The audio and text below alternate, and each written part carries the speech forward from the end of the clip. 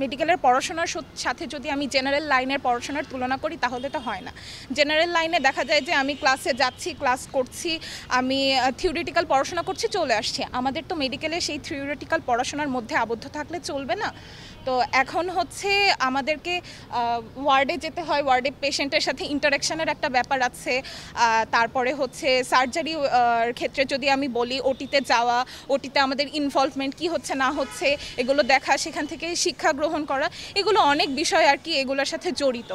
তো এখানে হসপিটালটা না থাকার কারণে দেখা যাচ্ছে কুষ্টিয়া জেনারেল হসপিটালে আমরা যাচ্ছি, সেখানে যাতায়াতের একটা সমস্যা থাকে, বা এই যে যাওয়া আসার জন্য যে সময়ের একটা সমস্যা তৈরি হয়েছে। এমনিতেই আমাদের মেডিকেল সেক্টরের পড়াশোনার পরিমাণটা অনেক বেশি, সবাই জানি আমরা সেটা। তো এভাবে আসলে আমাদের পড়াশোনা অনেক বেশি ক্ষতিগ্রস্ত হচ্ছে।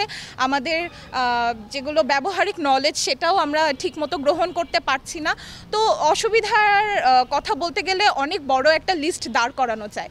আর আমার চাওয়া যদি বলতে হয় তাহলে বলবো, অবশ্যই আমি এবং এই মেডিকেল কলেজে যারা পড়াশোনা করে সবারই একটাই চাওয়া, এখানে যাতে হসপিটালটা পূর্ণাঙ্গভাবে চালু হয়ে যায়।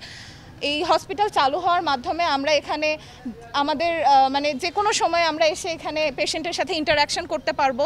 আমাদের তেমন কোনো মানে প্র্যাকটিক্যাল নলেজ অর্জনের ক্ষেত্রে তেমন বাধাটা থাকবে না। অন্যান্য বড় বড় মেডিকেল কলেজ বলি বা যেগুলো পুরাতন মেডিকেল কলেজ, সেখানে দেখা যায় যে তারা এসব সুবিধাটা ভোগ করে আসছে, আর তাদের থেকে আমরা কিছু না কিছু হলেও পিছায় আছি। তো সব কিছু মিলে আমাদের এটাই চাওয়া যে আমাদের এই দাবিটা পূরণ হোক, আমাদের হসপিটালটা চালু হোক, এই